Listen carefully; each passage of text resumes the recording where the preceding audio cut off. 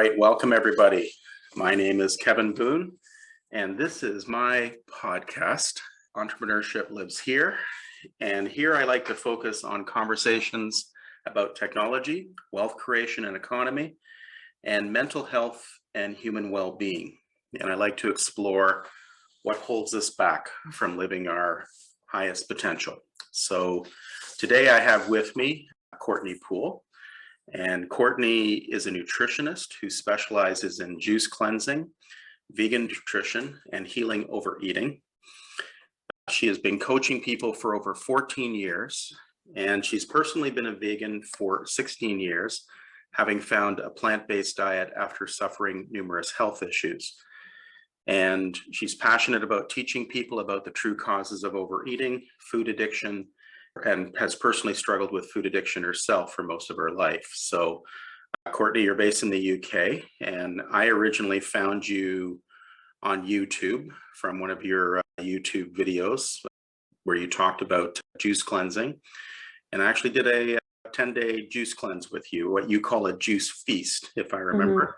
Yeah. And that was pretty cool. So before we get started, I'll just give you her website. We'll also include this in the show notes. It's www.courtneypool.com, and Pool is without an E. And like I said, you can find her on YouTube by searching Courtney Pool on YouTube. So let's get started. So welcome, Courtney, today. Appreciate having you here. Having me. Thanks for having me, Kevin. Yeah, it's exciting to kind of just have this conversation because I think I've been wanting to, just based on previous conversations that we've had, I've been wanting to kind of dive into some ideas with you around these topics. And I guess my first question is so tell me a little bit about yourself. What got you into nutrition, and with respect to specifically more the vegan approach to what you do? Yeah. So I got into everything when I was a teenager, actually. So I did not grow up with any particular inclination towards nutrition or healthy living or anything like that. I grew up I live in the UK, but I am from the US. And so I grew up on a what's called often a standard American diet.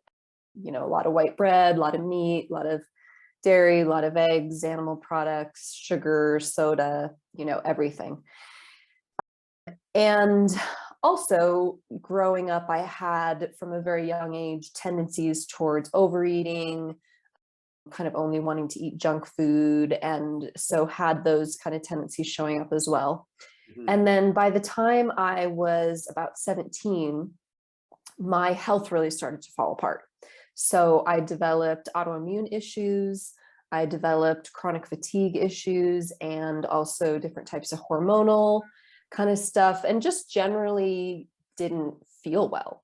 I went to a few doctors at the time, and I didn't get a lot of information. It was just kind of like, well, we don't really know why you're having these issues, but here's some medications that are an option for you, to kind of deal with these issues. And things were really bad for me. I mean, I was 17 and I felt like I was in an 87-year-old body, or what I imagined it would be. I was often barely functioning because I felt so bad.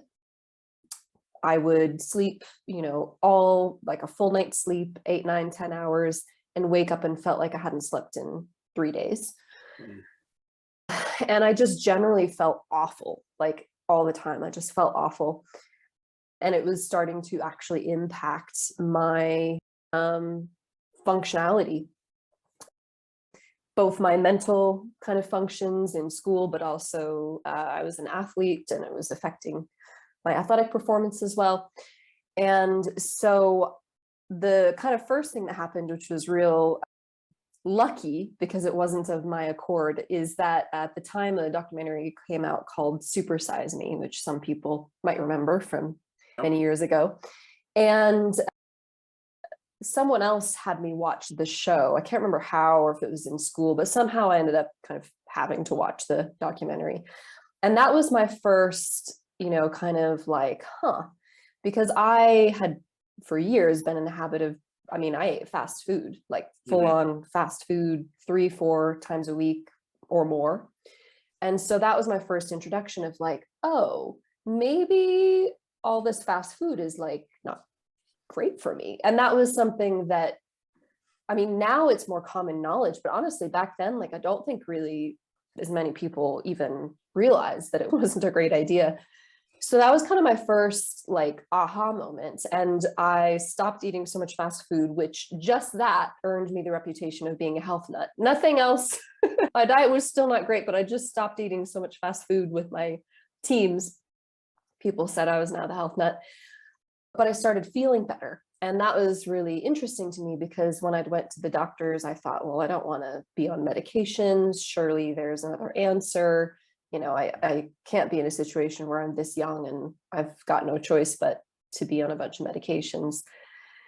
And that snowballed essentially into learning about kind of at first what was at that time often called natural health, which was not necessarily about a particular diet or veganism. It was just about kind of like living in a more natural way. So, and again, these things seem so obvious to me now, but at the time I really like, I needed education on why junk food wasn't healthy, why it was so important to eat vegetables, why it was so important to drink water, why having a lot of soda was not the best thing. Like, I didn't know any of that. I didn't grow up with any kind of nutritional education at all. So I started learning and implementing, started feeling better, ended up coming across a book that I didn't know was about a vegan diet. It didn't advertise itself that way, but I still recommend it to everybody. So if you do want to look it up, it's a book called The Food Revolution, and it's by an author named John Robbins. I love it. Yep. And I read it and I was really moved. It's a great book because it's very scientifically backed. It's very non-judgmental, but it talks about the benefits to health, to the planet, to human rights, animal rights, which I'm sure we'll talk about some of those things later. But I decided while I was reading that book that I wanted to go vegan. And I had quite an emotional response to the book as well. And it took me only about a month to give up meat and fish and things like that.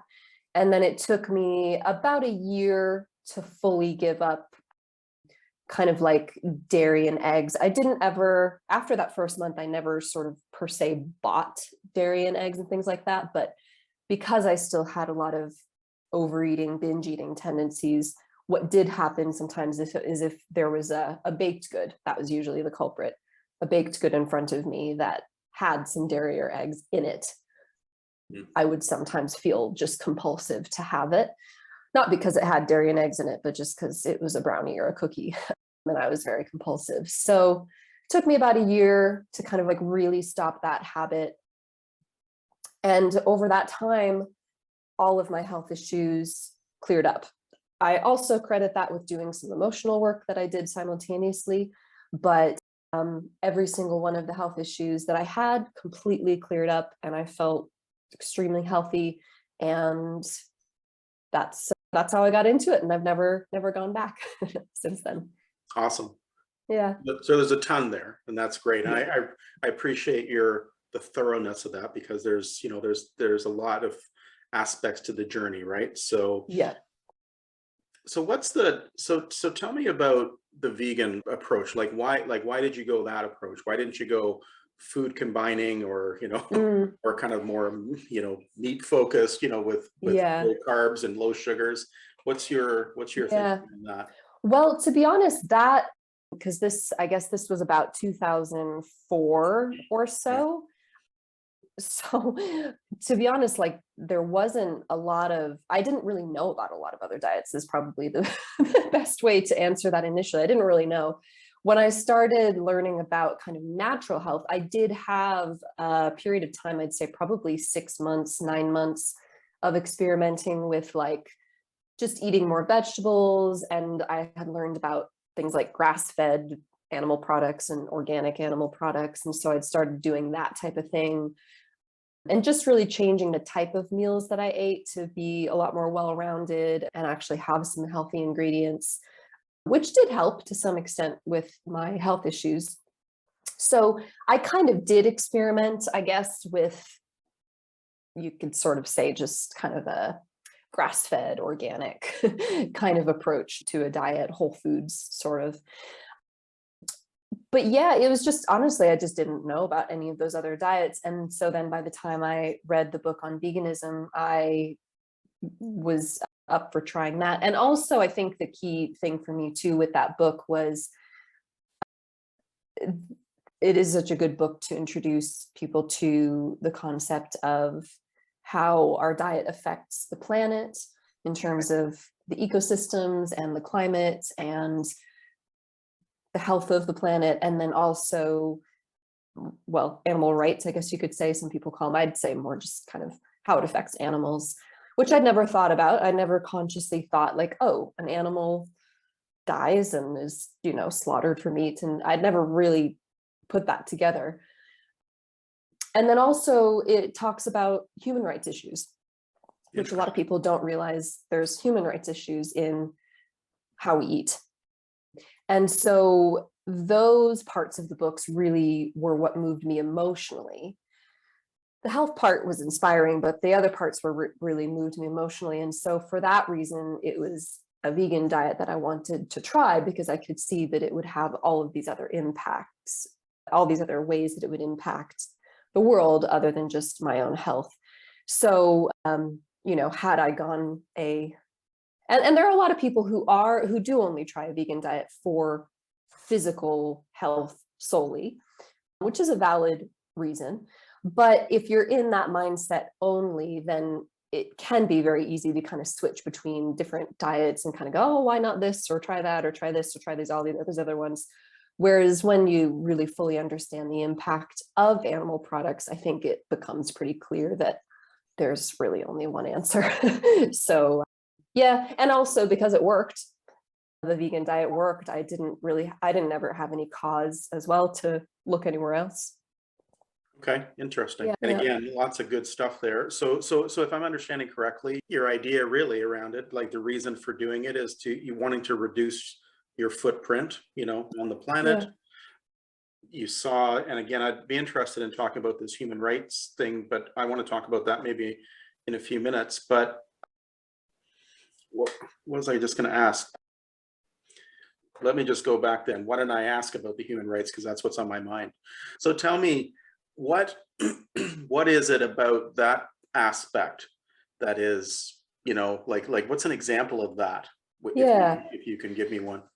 Yeah, so there's a few levels of the example of that. So one example of that would be just looking at the issue of the people who actually work on these farms and have to perform the work with animals, animal agriculture. Now, a lot of animal products are produced on what is called a factory farm. Not all of them are, but the vast majority of the animal products that we have access to are produced in factory farms, which are notorious for, abuse of animals and all kinds of things. But from a human rights perspective, if you look at the statistics, and all this stuff is in the Food Revolution, it's also stuff that you can Google, but a lot of times those environments are really rife with workers' rights issues. A lot of times there are a disproportionate amount of people who are working there who, are either not citizens of the country, so they're kind of being exploited, for their vulnerable positions, or just kind of people who are in a desperate situation that end up often getting mistreated in those environments and don't feel like they can really say much about it. So there's a lot of workers' rights issues that happen in that industry.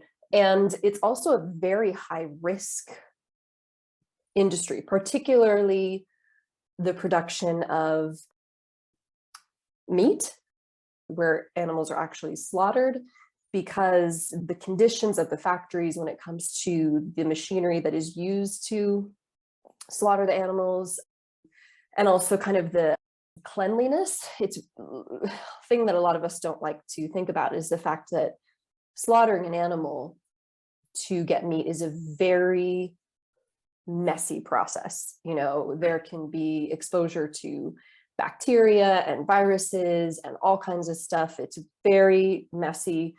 And so workers are exposed to that as well. There's also been some, I guess, I don't know if they're studies, but people have looked into also the psychological impact that it has on a person to spend all day. You imagine spending 8 hours or 10 hours, just watching animals get killed and dismembered all day long. That has a psychological impact on people in that industry. So there's kind of this human rights issue to me where you look at like, okay, essentially my asking for other people to do this work, kind of dirty work for me so that I can have the animal products. Is that really ethical? Is that really loving towards them? It's a lot less traumatic for somebody to pick you lettuce or to, to grow you some whatever, strawberries or something. Obviously in any industry there can be issues, but it's less of a challenge. There's less issues usually there. So you have that aspect. And then in a bigger picture, and I'll try not to make this too long-winded because certainly this is something you can research more, but animal products are responsible for a lot of the devastation of the environment on the planet, and that has a impact on human populations. So that can range from things like a factory farm creating a lot of water pollution runoff from the farm, and then that affecting the drinking water of nearby towns. Or it can have to do with the fact that, like, for example, the Amazon rainforest is one of the environments that is getting rapidly destroyed in a very large part due to clearing land for grazing animals. And those animals are there only because they're going to be turned into meat for us to consume. And the people who live in those areas now have to move out, and they maybe can't live there anymore. So you have this onflow effect towards people of their environments being polluted and they didn't ask for that, or their environments literally being like obliterated and they have to move off of them. So you have the effects of pollution, how that affects people. There's also been now acknowledgement, even from like the UN, that animal agriculture contributes to climate change. So we now have climate events that are affecting the world and that tend to disproportionately long-term affect people in poor places. Obviously the climate events happen everywhere, but the people in poor places have a harder time recovering. And a lot of times the people who are being affected the most by the climate change events are not the people who eat the most animal products. So it's this disproportionate, unethical thing going on. And then the last example I'll give of that is that right now, so the statistics show us that right now there's actually enough land, and food on the planet being grown to feed the entire population of the planet. Now, the reason that that's like, you would think that that would mean we'd have no hunger, right? Nobody dying of hunger or no child poverty. But part of the reason that that is not the case is that most of the grain, so if we look at things like grain, soybeans, most of these crops are actually being grown in order to feed animals that are going to end up as animal products that we then, want to eat the animal products. But if you look at kind of the way that that math works out, you use a lot of land, a lot of water, a lot of resources to grow a lot of grains and soybeans that then get fed to animals, and then they're slaughtered or they produce eggs or whatever it is.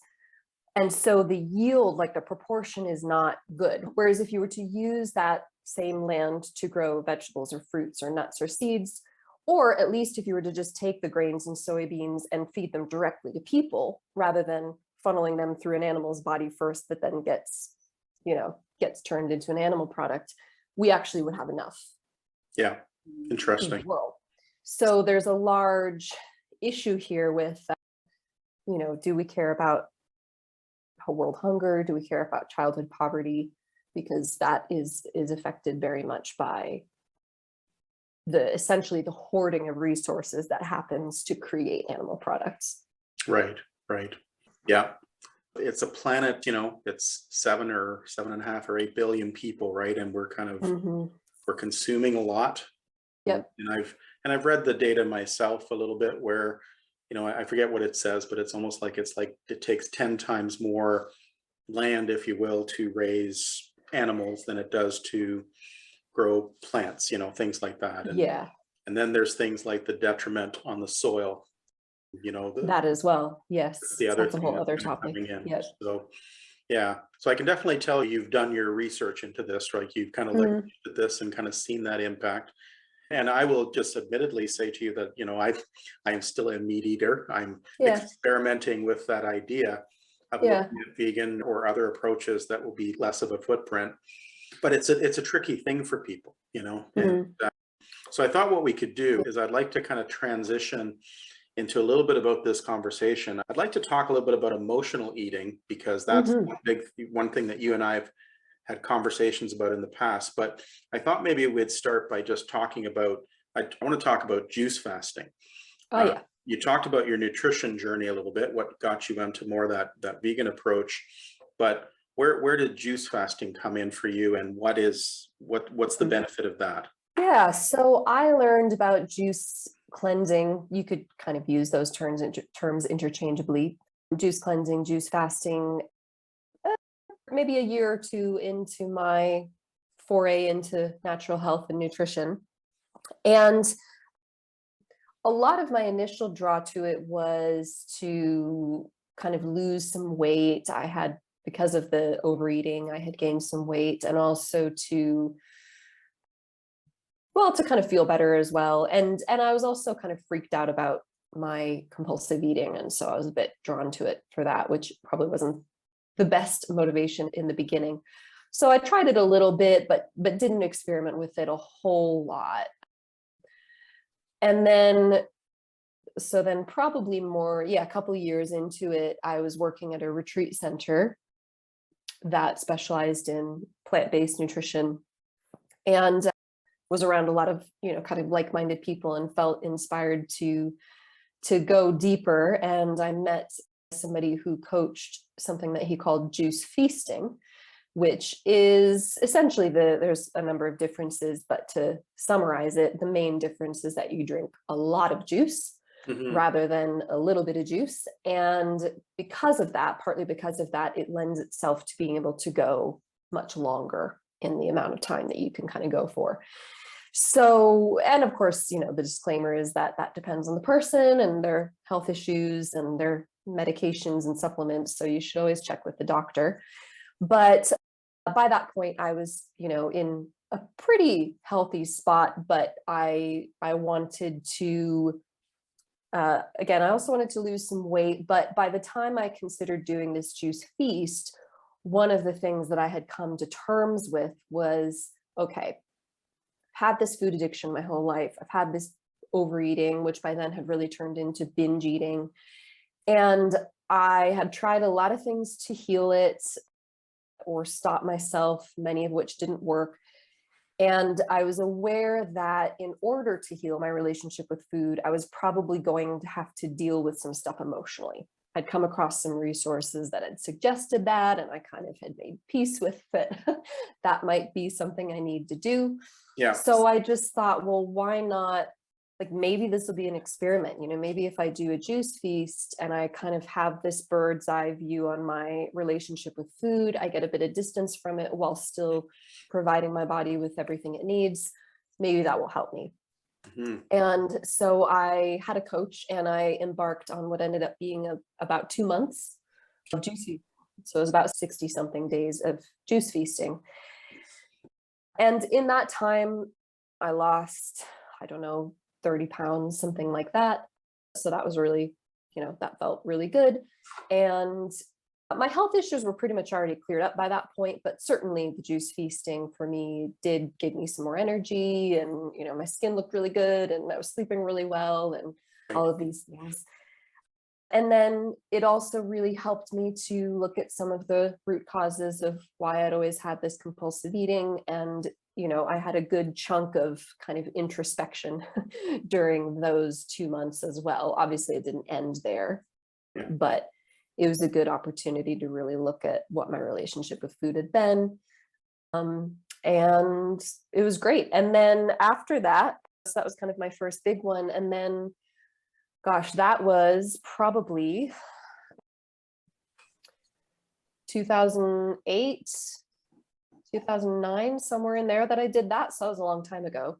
Since then, I've done a lot of shorter juice feasts. So I've never done a long one like that again. Yeah. But I've employed the use of, 5-day, 3-day, 7-day, occasionally a 10-day or a 14-day. Yeah. Over the years, and the way I see it now, I'm a pretty healthy person, but the way I see it now is that physically it's kind of like changing the oil in your car. It's just a nice thing to do to give your body a break and let it have some energy to do some, extra repair processes at a higher rate than it normally can do. And also I still use it to help me connect with emotions. Even though I don't binge eat anymore, I've healed all of that. Certainly, I'm still prone to saying, oh, I don't think I really want to feel that emotion. So I think I'd like a vegan cookie. Thank you. So it helps me to, just to keep working on kind of what's left there too. Right. Okay. So, and if I understand correctly, with the work that you do with clients, you typically will work with them. Usually the average cleanse is like a 10-day, something like that, or short? Yeah, I'd say most people go for somewhere between 1 to 2 weeks. So I coach a lot of 7-day cleanses, a lot of 10-day cleanses, a lot of 14-day cleanses. And then occasionally I'll have people who want to go longer than that, and people who want to go shorter as well. So it's quite a range. And people come for different reasons. I don't coach anybody who's really sick. If they were working with the doctor and they, had some monitoring, then possibly, but I tend to work more with people who, in terms of physical health issues, maybe they want to, again, lose some weight. Maybe they want to improve their energy. Maybe they're low energy. They might have sleep issues. They might have skin issues. They might have, some hormonal issues, or again, like me, I have hormonal, autoimmune kind of stuff. So, nothing life threatening, but they want to just see how that might be able to help them heal. And then I also work with people who do sometimes also want to use juice cleansing to help them look at their relationship with food. Right. And this might be a good segue to talk a little bit about my experience, because Yeah. I did the 10-day juice cleanse with you, and it was great. And I was looking for it at the time because I was kind of in this place where I was kind of feeling stuck in terms of, I had just moved, I just moved across country, and I'd kind of like just settled in this new place. And all of a sudden, like, I'm in this place where I just found, like, I was just getting into new habits and new routines, but then I had all this compulsive eating, right? So it was just like, oh, I'll pick up the carbs, I'll pick up this, I'll pick up the snacks. And I realized that I wasn't in a good place from that, mental, emotional. So I just kind of thought to myself, I want to just change this up, and what can I do? And I had done fasting, many years ago. And I remembered that it was the clarity of thought, and there were emotions that would come up, but there was a clarity, there was something. And what surprised me was when I did this fast under your support, was how, number one is how much more clear my thoughts were, how much I slept better. I had my Fitbit, and it was like constantly saying, like, excellent, excellent, excellent. Whereas normally it wouldn't be like that at all, right?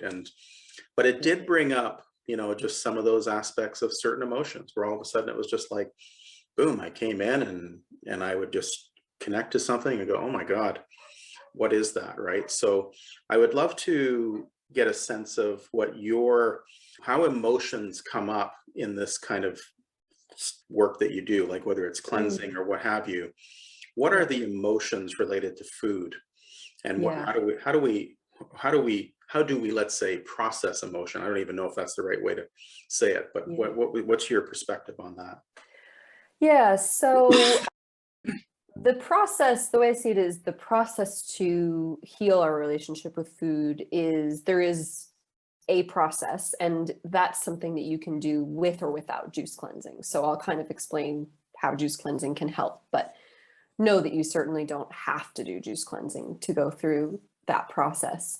So essentially, the cause of our different types of issues with food. So I specialize in terms of kind of overeating, binge eating, compulsive eating, but I also personally had some experience with restrictive eating and restrictive eating disorders. So I know about that as well.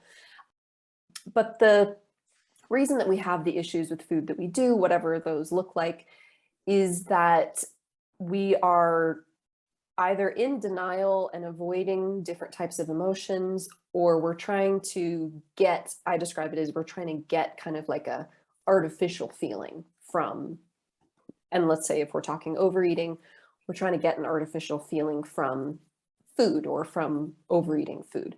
So I'll explain what I mean by that. So for example, a person may be overeating because they are trying to suppress some grief. Maybe they're trying to suppress, for example, grief about, and it can be all kinds of things, but grief about, maybe they've got a lot of grief about their dad dying when they were young, or maybe they've got a lot of anger about being scapegoated in their family, or maybe, there can be all kinds of things, but we can use food to suppress feelings that we don't want to feel. Usually those are what people classify as negative feelings. Sometimes they can be positive ones, but typically they're the uncomfortable emotions. And then we can also kind of be looking for like a cheap version of an emotion. So what I mean by that is many of us deep down really feel like certain foods or certain eating behaviors are actually how we get love, or how we get comfort, or how we get joy. And obviously, I do believe we are meant to get joy from food, but here I'm talking about where we can get to the point where our eating is destructive for our health or for other aspects of our lives, and we're still doing it. It's an excess.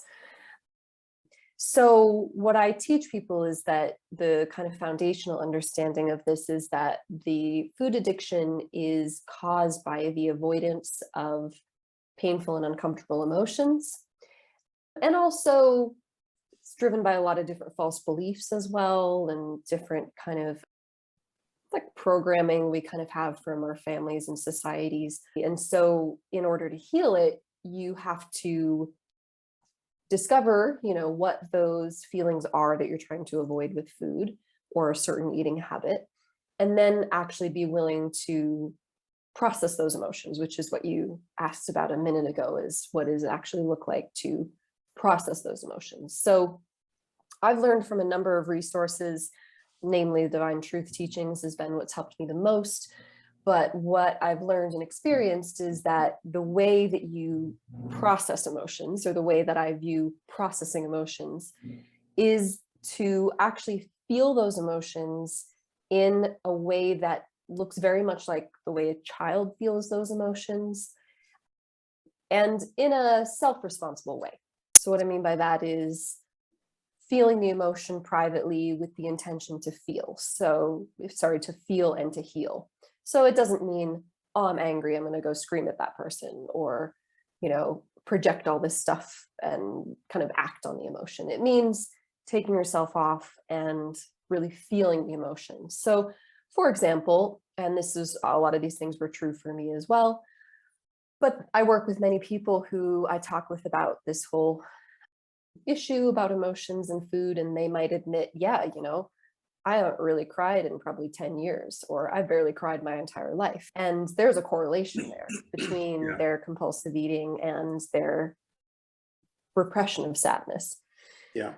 Or I work with other people who have said, I've never let myself kind of express anger. Maybe I'm aware that I feel anger a lot, but I've never gone to a pillow and punched it. I've never gone to my car and just let myself have a big scream and swear. Like, I've never done that. I could never. there's often a correlation between that repression and their use of food in order to keep that emotion controlled and under wraps. So a lot of my work with people is teaching them about the relationship between overeating and the denial of emotions, and then also how to get to actually feeling those emotions. Yeah, I can imagine it's a very tricky thing, right? Because I always think about, like, my family, when my parents or my mother in particular would buy, groceries once a week, right? There was always like the snacks. Yeah. And it was a period of time where it was the Saturday night thing. You would have, chips or whatever it was, right? Or chocolate and the things about that is that what I noticed over time, or what I noticed looking back on it, it was like a soothing kind of thing. It was an addiction based thing. And it was a habit that I developed over my life. And then what I notice is, that it's also that marketing and advertising that we've had for many years, for fast food and just the Mhm. quick, you know, go through the drive-through type of thing. Yeah. And and I know for myself, I'd love to get your input on this, but it's there's an element to this. How do you unravel that kind of emotional conditioning where you've been looking at these commercials for years and you're like, thinking about this, and all of a sudden, boom, you have a craving for something, you Mm. know, how did you kind of, let's say, maneuver? I'm holding my hands in kind of weird ways here because I don't know how to describe it, but it's like, how did you kind of make that transition where those were no longer the craving anymore, Mm. if you will, or let's say some of that programming that you might have had? Yeah. Yeah, I think there's a few aspects of it. Initially, I think it was a bit of rebellion because I learned about, things like, well, I just had never thought about the fact that a lot of these food companies don't care at all about how their food affects people. They just care about the bottom line, right? Right.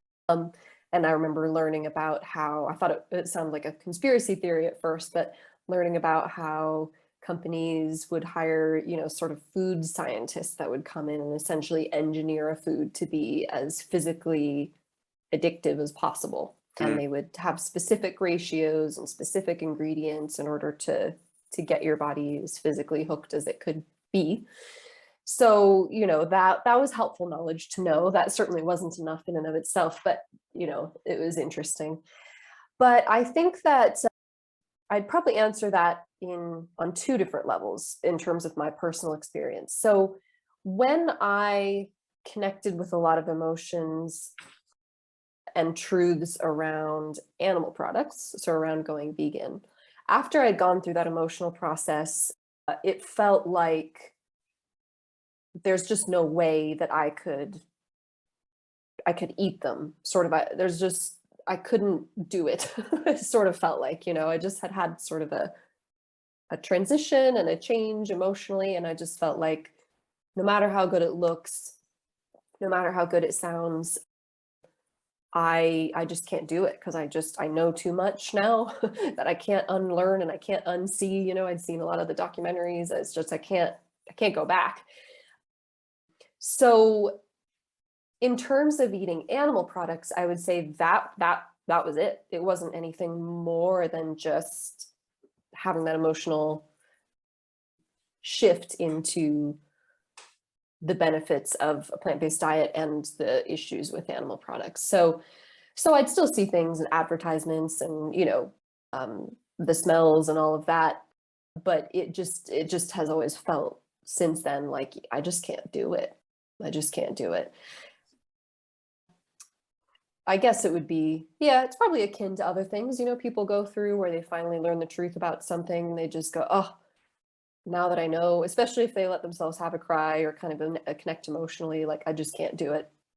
right. But that being said, it because these days a plant-based diet or a vegan diet is not necessarily healthy, right? So these days you can get vegan cookies and vegan cheesecake and vegan pizza and vegan hamburgers and vegan fries.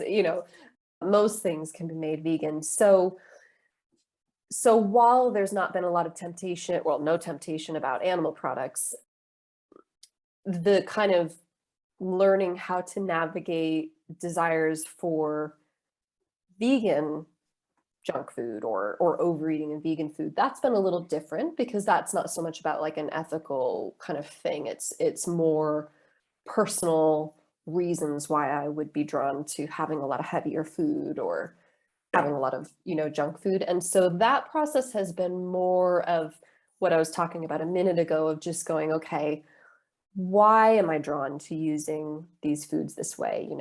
Because I certainly, when I first went vegan, I was still binge eating. I still had a lot of food addiction. So I wasn't like always a balanced, healthy vegan. So I had, many times where I'd eat a whole box of vegan cookies or way too much vegan chocolate or something like that.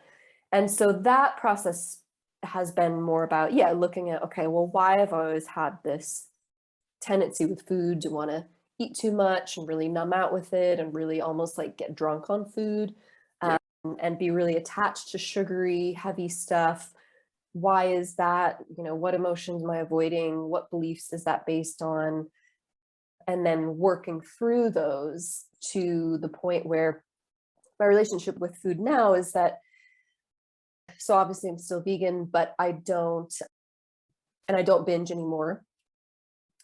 But the kind of level of compulsive eating is much more mild. What it would look like for me now, like I said, is maybe, I don't really need that cookie, but I'm going to have it. Right. So there's still a bit of refinement for me going on, but working through that emotional process has taken me from being a very severe food addict. I mean, I used to be the kind of food addict that would do things like eat a whole loaf of bread, followed by a whole jar of peanut butter, followed by a whole pack of cookies, followed like thousands of calories, make myself feel absolutely awful. So I've been able to take myself from that to a person who, the worst overeating is kind of like some extra cookies, and I might fluctuate in weight by 7 or 8 pounds, maybe 10 during the pandemic. But, it's a lot. It doesn't consume me. I don't, worry about it so much now. So a little bit in terms of dealing with kind of advertisements and temptations. The animal products were pretty easy to avoid after a certain process, and then avoiding the cravings or the, working on the desire to go overboard with the vegan junk food products, that has been more of a personal emotional process around my use of food to avoid emotions. Right. Yeah. I have a question for you. So it's, the let's say the Whole Foods or organic type of industry has kind of changed over the last few years. Yep. And it used to be like, at least in, Canada and like different cities, you would have like a health food store and you kind of go there and do all your shopping. Yeah. But today now, you see even the bigger chains of stores now have organic sections. So my question for you, and I get the sense sometimes like again, that now has become very commercialized in its own way. So my question for you is, how do you shop and how do you look for, what's the right stuff you need to start looking for when you're trying to transition to a diet like this? Yeah, it's a good question. So I feel that ultimately the physically healthiest way to eat is going to be what's sometimes called a whole foods plant-based diet, which essentially means that the vast majority, if not all of the food that you're eating is unprocessed stuff. So in some ways, that's almost like going back to how, like when I first went vegan, which was in 2005, like if you wanted to be vegan, you went to the grocery store and you bought lentils and you bought broccoli and you bought nuts and you bought rice and beans and you made your own stuff. There was maybe like one brand of non-dairy ice cream and like tofu, like kind of you could find it sometimes, but it was just ingredients. It was grains, it was legumes, it was vegetables, fruits, nuts, seeds, oils, vinegars, all these things. And I think that that is the healthiest way for us to eat, the majority of our food be from those things. So, and sometimes people ask me about the vegan junk food, right? The vegan pizza and the vegan burgers and all these things. And the way I see that is, so first of all, from a world perspective and ethics kind of humanitarian perspective, certainly a plant-based burger is going to be much better, right? So that's a pretty clear, like, to me, that's a no contest. There's no contest there on which one is going to be better. But I also feel that if you actually had to compare the animal product version to the kind of version of it that is a vegan junk food version, actually most people still come out on top when it comes to their health if they have the vegan version. So I would consider like a vegan burger, even if it's kind of the, more processed stuff, still going to be healthier for you than a red meat. Or a vegan ice cream is still going to be healthier for you than dairy. And the way I see that is, if we look at, let's say, a vegan burger, if it's a processed burger, still might have a lot of sodium, still might be high calorie, still may not, have a ton of vitamins and minerals in it. But that's also going to be true for the vegan or for the beef burger. Yeah. It's also going to be high fat. It's also going to have a lot of salt, and it's not going to have a lot of vitamins and minerals. And you have all the documented detriments of red meat on the body, and inflammation, insulin resistance, digestive issues, all these kinds of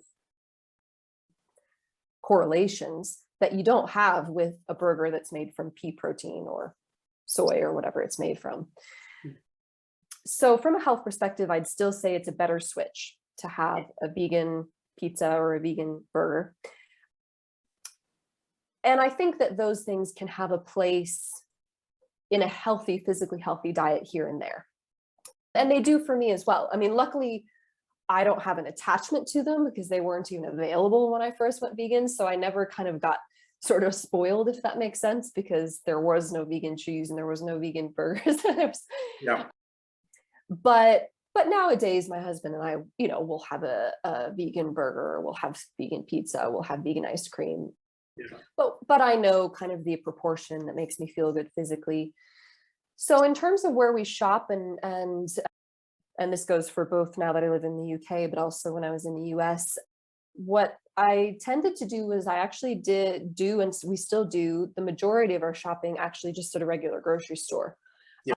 Luckily, I lived in Salt Lake City in the US, and I live in about an hour outside of London now. And in both places, a lot of the standard grocery stores now have a lot of plant-based stuff.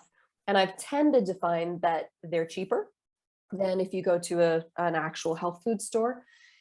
Even for the same products, they tend to be cheaper.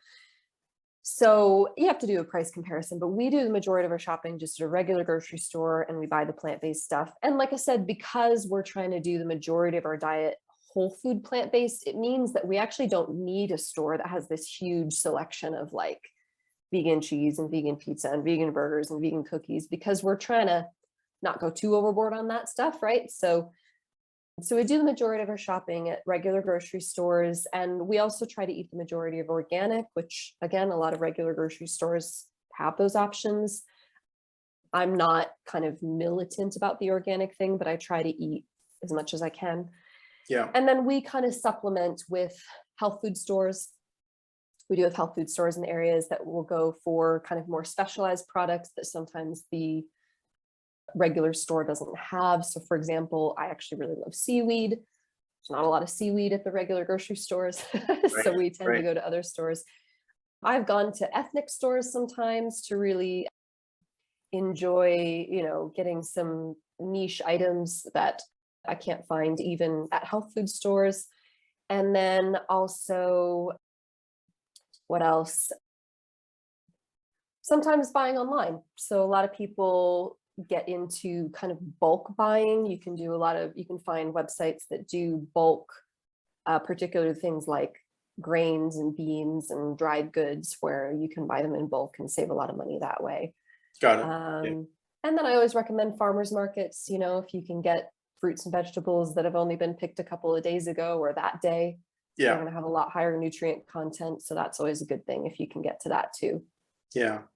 And I do know on your website, you do have various recipes that, Yeah.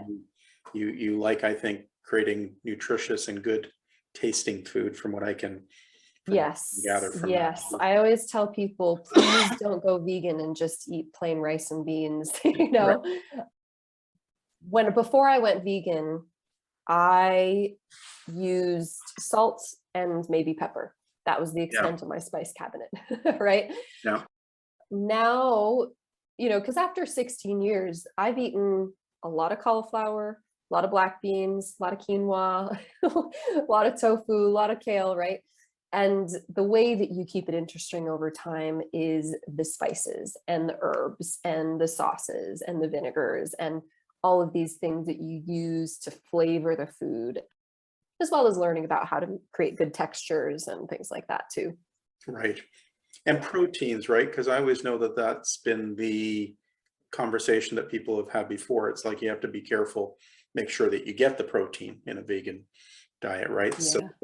So is that something that is more easier to do now than maybe it used to be, or is it just, Uh, has it always been there that kind of, Yeah, so that's kind of in the world of vegan nutritionists, that's kind of the joke we all make about the question we get asked the most that is the least problematic got it? issue. Yeah. So the thing is, and I get where it comes from. I mean, I don't know how it is in Canada, but in the US, you grow up, we have the USDA food pyramid, Yeah. and you have all of these just cultural beliefs that we all grow up with, where we believe, you got to have a lot of protein, and protein is the animal-based proteins what make you strong, and that's how you build muscle. And there's definitely been a cultural belief that if you go vegan, or if you're on a plant-based diet, you're going to kind of waste away and have a hard time. But I'll tell you, in the 16 years that I've been vegan, I've met, I think, nobody, or maybe there's been I mean, I've known thousands and thousands of people who have experimented with the plant-based diet, and I can only think of maybe one case where somebody said they actually went to a doctor and the doctor said they needed more protein. Yeah. It's just it's kind of a non-issue. The truth is, we don't actually need as many grams of protein as a lot of times we're taught. And then second of all, you can get that same amount of protein from plant-based products. So I don't count the grams of protein. I don't worry about it, but I just eat, on a weekly basis, I eat things like beans, lentils. I do a bit of vegan protein powder in smoothies. I like tofu and tempeh. And yeah, and my husband and I, we go to the gym and we do weightlifting. Yeah. And my husband's been vegan for, I think, 12, 13 years as well. Yeah. And we've never had any issue with performance. I mean, we're not, bodybuilders or anything, but Yeah. on that note, there are vegan bodybuilders out there. You can look it up. And so, yeah, I think that there's kind of a cultural fear around protein, when in actuality, it's quite easy to get enough protein. Yes. Certainly, if you go on a vegan diet and you eat just like Oreos and white bread, because most Oreos are vegan, technically, they're so processed, they're vegan. You're probably not going to feel good. That's not going to be the way to go. But if you're eating like just a well-rounded diet, you're going to be fine. Yeah, for sure. Yeah. Yeah. I want to just ask you this question, and we're getting close to kind of winding up here, but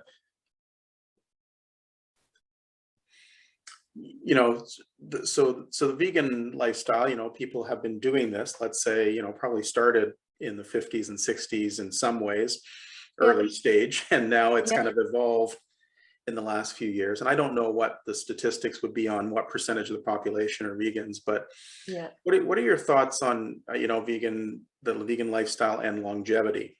What is that looking like? Yeah. Well, early in my vegan experience, I was lucky enough to be exposed to some different people who had been vegan for a really long time. One of them was a doctor that I studied with at the retreat center I worked at. And his name's Gabriel Cousins, and he, at the time, was in his, I think, late 60s, or he was in his 60s. I always forget exactly, but he had been vegan since he was like 30 something. Mhm. So he'd been vegan for somewhere around 30 years. There's a lady that I know who's a dietitian that's been vegan for about 30 something years. She's in her 60s as well. And there's a number of other doctors that have written books that have been vegan for a very long time, who are now in their 60s, 70s, 80s. Yeah. So some of those guys are people like Dr. Caldwell Esselstyn and Dr. Neil Bernard, Dr. Joel Furman. These are guys that they're medical doctors, first of all, so they're great people to learn from, but they've been vegan for, years, decades, and are doing really well on the diet. So yeah, so from my perspective, I've known so many people who have been vegan for 10, 20, 30 years, or, who are vegan now and they're 60, 70, 85, and sing the praises of the diet. So yeah, to me, there's many anecdotes out there, and there are some studies that have been done. So Dr. Caldwell Esselstyn is associated with something called the China Study, which is a book that documents partially longevity and a plant-based diet. And that has some really interesting info as well. That's another kind of favorite book out there in the plant-based world. Yeah. Yeah, so I think longevity and a plant-based diet are very much correlated. Yeah. Yeah. It's interesting, right? Because I think in some ways, and maybe this is a good way to wrap it up, but as I look at the pieces around, we talked about mental and emotional well-being, right? There's a part to us, if we are happy, if we feel content within ourselves, if we exercise regularly, do something to take care of our bodies, and then it's about nutrition. It's about what we put into our bodies, right? So it's almost like all three, right, are a good method to kind of consider. So last question for you. How do you think the plant-based diet will impact the world? If we start to really kind of make a hit into that, what would it do you think, from an earth point of view, for where we are? Yeah. So, well, first of all, I'm not necessarily an expert on kind of the, how long we have to turn around the environmental destruction and the climate change. And I know there's some suggestion that certain things, we're kind of on the brink of it possibly being too late. But what I do know is that the majority, or, even theoretically I'm a bit of a utopian, but, all of the world, if they were to go plant-based, the kinds of things that I imagine would change would be, first of all, we'd stop the majority of what causes climate change. Yeah. We would stop things like deforestation and the production of greenhouse gases and water pollution, and even certain forms of air pollution. Like, all of these things would slow down significantly just from that change. We're talking just our diets, even if we haven't looked at the issues of jet fuel and cars and things. But those kinds of things would significantly slow down, which would have a positive impact on people all over the world in lots of different ways. And you would also have all of these things that would happen in terms of, like, sometimes it's talked about, like, the amount of money that governments and countries spend on healthcare, and how much of that actually could be saved if people had better health, which obviously having better health, there's a lot of ingredients as to our physical health and why it is the way it is. But a good diet is going to make a big difference in, how much we go to the hospital, how often we go to the hospital, how we feel. And I mean, like I said, for me, going on a vegan diet and doing some emotional work meant that I never had to go on any medications to deal with any of those issues. Right. And so the amount of money that the world really could save and put towards other things, and just the well-being, people who feel better, like kind of what you sort of said earlier, like people who feel better tend to produce more and create more and be be able to contribute more. And so you'd have all the benefit of that. So yeah, I feel very passionate about, yes, a vegan diet, a plant-based diet is not the only answer for all of our issues in the world, even environmental issues. But wow, like if everybody changed their diet, even if you didn't want to go fully vegan. I mean, there's Yeah. a lot of statistics about even if you just did, vegan 1 day a week, or you Yeah. gave up meat, and those kinds of things are even still going to have a snowball effect. And certainly if everybody did it, it would have a huge impact in a positive way. Yeah, it tends to lighten the load on your whole body system, like your digestive Yeah. system, right? So Yes. so I want to finish it off here, but Yeah. I really enjoyed this conversation because I think we kind of dove into a few different areas, which has been great.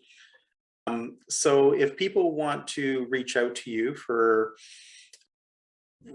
any help with nutrition or fasting or so on, what's the Yep. best way for them to connect with you?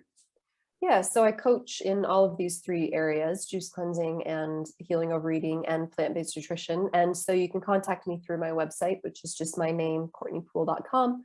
And then I'm on most social media platforms just under my name. So you can look me up anywhere there as well. Okay, great. And I'll include all those links in the show notes as well. But anyway, I really want to thank you today for hanging out with me and spending some Yeah. time and having this conversation. So Yeah. enjoy your day, Courtney, and Awesome. you take Thanks care. for having me. Yeah, Bye-bye. bye.